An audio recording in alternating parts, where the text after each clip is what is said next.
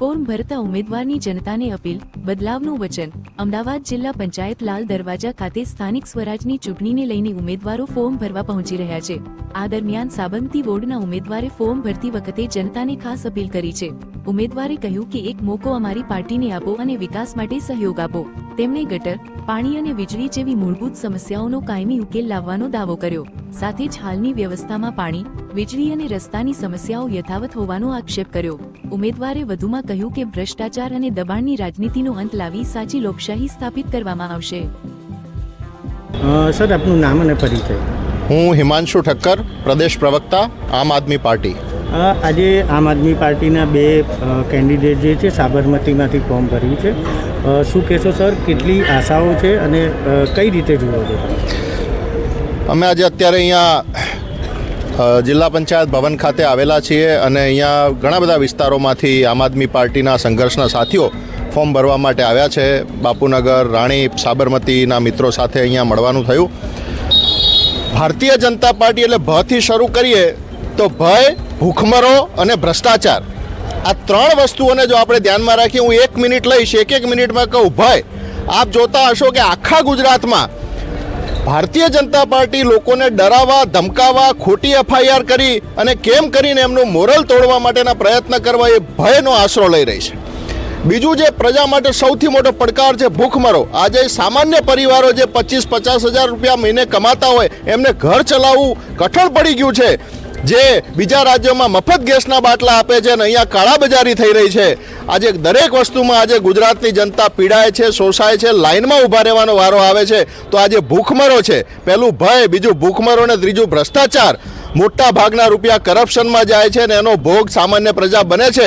ત્યારે આ ભય, ભૂખમરો અને ભ્રષ્ટાચારને નાથું હશે તો આજે ગુજરાતમાં આમ આદમી પાર્ટી ભારતીય જનતા પાર્ટીના વિકલ્પ તરીકે આખા ગુજરાતમાં લોકોની વચ્ચે છે। ત્યારે આપ જોઈ શકો છો સાવ સામાન્ય પરિવારના લોકો અમારી સાથે છે કે જેમની પાસે પ્રજાની સહાનુભૂતિ અને આશીર્વાદ સિવાય કંઈ નથી। ભારતીય જનતા પાર્ટી પાસે ખૂબ ઘમંડ, અહંકાર, કરોડો રૂપિયા, તાકાત, મશીનરી, પોલીસ બધું જ એમની પાસે છે।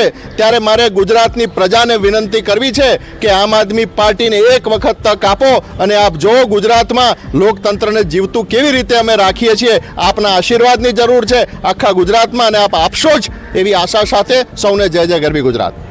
સરકાર છે ને આખી સામાન્ય પરિવારો અને જન સંવેદના સાથે એમને કોઈ લેવા દેવા નથી।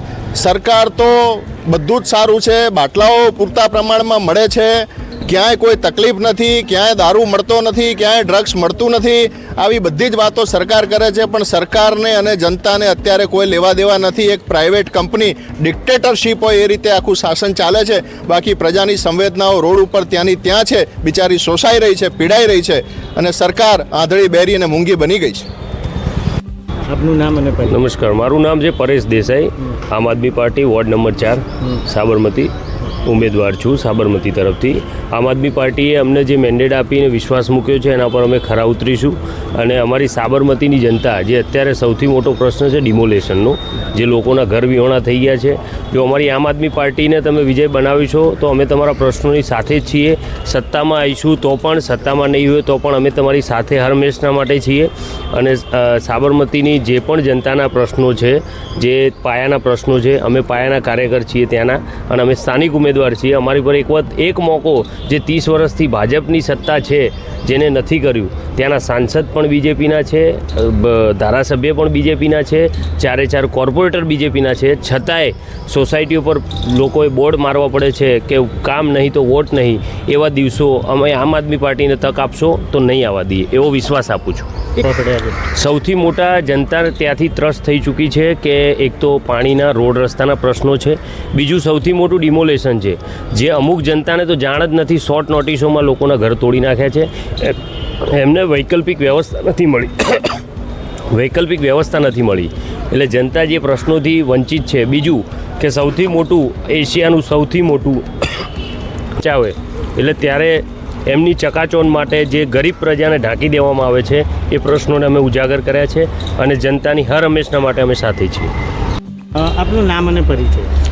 હું પરમાર રતનબેન, સાબરમતી વોર્ડ આમ આદમી પાર્ટીમાંથી હું આમ આદમી પાર્ટીનો આભાર માનું છું કે મને આમ આદમી પાર્ટીમાંથી ઉમેદવાર તરીકે નોંધાયા છે અને હું ભાજપ તરફથી જે આ ભ્રષ્ટાચાર થઈ રહ્યો છે એ અમે આમ આદમી પાર્ટીમાંથી ચૂંટાઈને આવશો તો આપણા લોકશાહીને ખૂબ મદદ કરીશું.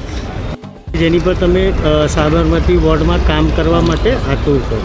આ જે ગટરો છે, આ આપણે પાણીની રોડ રસ્તા, એમાં અમે એમને મદદ કરીશું.